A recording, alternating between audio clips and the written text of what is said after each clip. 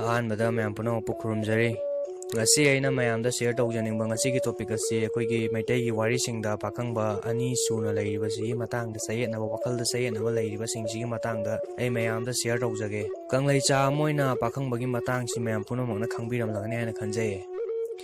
maitai gi warisingda pakhangba ani sui amana ibudo pakhangba haiba ama aduga amana nongda lairan pakhangba haiba ama ahanbada ibudo pakhangba gi matangsi daina khangjaba kharadang mayamda thamjaramge ibudo pakhangba yeksalai taret pu pokpiba mapane maram asina kanglaicha singna maru oina maitai singna laigidi mamai migidi makok haidana khangnaye ibudo pakhangba kanana pokhi haibadugi matangda I laksage ibudo pakhangba pokhibasi laimaral sidabi amadi sararal sidaba anina pokpikibane ai mamangi yausanggi video da yausang tawribasi ibudo pakhangba pokhibagi thoram thawda mayamdubu ningsinglaga tawribani haibagi waramsing panjakhrabane Lyric singda palamba yamna fajaba ibudo pakhangba pokhibagi warol khara hayu haiba taragadi Lining thau sorarial na laimaral sidabigi mafam da taibang pan ko kumhai gi damak namu kutha hai oiba ibudo pakhangba bu pokpiki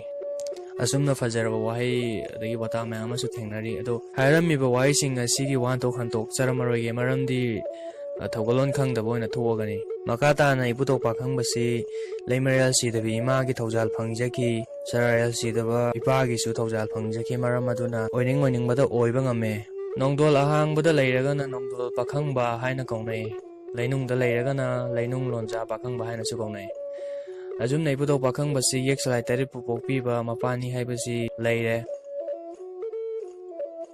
mathangda nongda lairen pakhangba-gi matangsida mung lakjage ahanbada kanano haibadu hana thamjaramge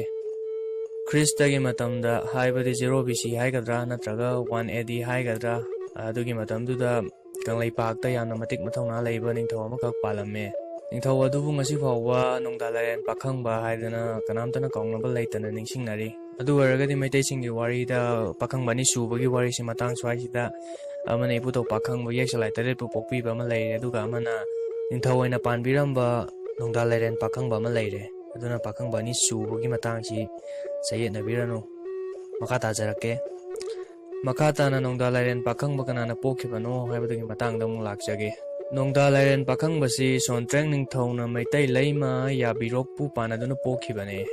nongda lairen pakhangba pokpagi matangsi lakpasida mayamda additional oina khangjanbada kanagadaba amani khak thamjaramge adudi nongda lairen pakhangba pokpiba sontreng ningthaugi pokpana konsauren haina kawe konsaurel na layek laikhut chanu panaduna sontreng ningthau poe adagi sontreng ningthauna maitai leima yabirok pu panaduna nongda lairen pakhangba poe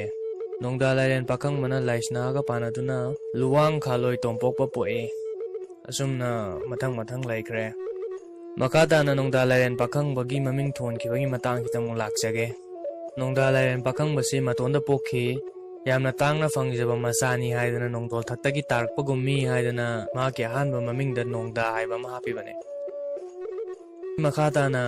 mahakna ningthawoiduna paringaida nungthilgi matamdana lai oi aduga nungdangi matamdana mi oi haidana maki mamingda lairen pakhangba natraga lai pakhangba haidana hamnaribane pulapna nongda lairen pakhangba natraga nongda lai pakhangba haina kaunaribane lengaklon yamna hai achumaral chumna khaiba ngammi haibagidamak laigi machat chatli hairamibane nongda lairen pakhangba ge topa koloi minglen ama hayu haiba taragadi jinglen nongdren pakhangba haina su kaunai nongda lairen pakhangba gi matangsida asum hapamba yabasi mahakna ningthawaringi matamda mahaki taloina haibadi laisnana mahaksu nungthilda lai oige aduga nungdangda mi oige harame pakhangmana yakide maramdi pakhangmana haikhiye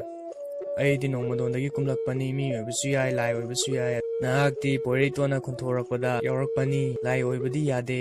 haidana haikhi koigi akhang haisingna haibada masigi warisina taklibadi pakhangbaga laisnaga si jat punde haidana haibirame matang aswaida maitai gi puwareesingda pakhangbani subagi matang loisanjarage adu mayamdaina khanghanjaningba kharadang makhatana hapcharamge malemsida leiriba lining lai sol anamana wari likhul haigadra warising asi manai Kangleipakta isingna pangthum thumjalaga leirami haibagi wari lei wari siga khara manabada Christianity da ark of Noah haidana wari lei ꯋꯥꯔꯤꯗꯨꯒꯤ ꯃꯇꯨꯡ ꯏꯟꯅ ꯏꯁꯤꯡ ꯏꯆꯥꯎ ꯑꯆꯧꯕ ꯑꯃ ꯊꯣꯛꯏ ꯑꯗꯒꯤ ꯍꯤ ꯑꯆꯧꯕ ꯑꯃ ꯁꯦꯝꯃꯤ ꯑꯗꯨꯒ ꯍꯤ ꯃꯅꯨꯡꯗꯨꯗ ꯃꯈꯥ ꯇꯥꯅ ꯈꯨꯟꯗꯥ ꯂꯩꯇꯥꯕ ꯌꯥꯅꯕ ꯁꯥ ꯁꯟ ꯎꯆꯦꯛꯅꯆꯤꯡꯕ ꯄꯨꯔꯒ ꯏꯁꯤꯡꯗꯨꯅ ꯀꯪꯈ꯭ꯔꯕ ꯃꯇꯨꯡꯗ ꯃꯈꯥ ꯇꯥꯅ ꯈꯨꯟꯗꯥ ꯂꯩꯇꯥꯏ ꯍꯥꯏꯕꯒꯤ ꯋꯥꯔꯤ ꯂꯩ ꯑꯁꯨꯝꯅ ꯑꯁꯤꯒ ꯃꯥꯟꯅꯕ ꯏꯁꯤꯡ ꯏꯆꯥꯎ ꯊꯣꯛꯈꯤꯕ ꯀꯪꯂꯩꯄꯥꯛꯇ ꯍꯥꯏꯔꯒꯅ ꯏꯁꯤꯡꯅ ꯄꯪꯊꯨꯝ ꯊꯨꯝꯖꯤꯜꯂꯒ ꯂꯩꯔꯝꯕ ꯁꯤꯒꯨꯝꯕ ꯁꯤꯒ ꯆꯞ ꯃꯥꯟꯅꯕ ꯋꯥꯔꯤ ꯃꯌꯥꯝ ꯑꯃ ꯊꯦꯡꯅꯔꯤ ꯑꯁꯤꯒꯨꯝꯕ ꯏꯁꯤꯡ ꯏꯆꯥꯎ ꯑꯆꯧꯕ ꯑꯃ ꯊꯣꯛꯈꯤ ꯍꯥꯏꯕꯁꯤ ꯃꯥꯂꯦꯝꯁꯤꯗ ꯂꯩꯔꯤꯕ ꯀꯜꯆꯔ ꯇ꯭ꯔꯦꯗꯤꯁꯟ ꯑꯗꯒꯤ ꯔꯤꯂꯤꯖꯤꯌꯟ ꯍꯥꯏꯕ ꯇꯥꯔꯦ ꯇꯣꯉꯥꯟ ꯇꯣꯉꯥꯟꯕ ꯃꯤꯑꯣꯏ ꯀꯥꯡꯂꯨꯞ ꯅꯤꯝꯐꯨ ꯍꯦꯟꯅ ꯊꯥꯖꯅꯩ ꯁꯤꯗꯩꯁꯤꯗ ꯃꯁꯤꯡ ꯊꯤꯕ ꯌꯥꯎꯗꯕ ꯀꯥꯡꯕꯨꯁꯨ ꯁꯨꯝ ꯌꯥꯎꯔꯝꯒꯅꯤ ꯊꯥꯖꯩ ꯋꯤꯀꯤꯄꯦꯗꯤꯌꯥꯗ ꯀꯪꯂꯩꯄꯥꯛꯀꯤ ꯃꯇꯥꯡꯁꯤ ꯌꯥꯎꯔꯝꯗꯦ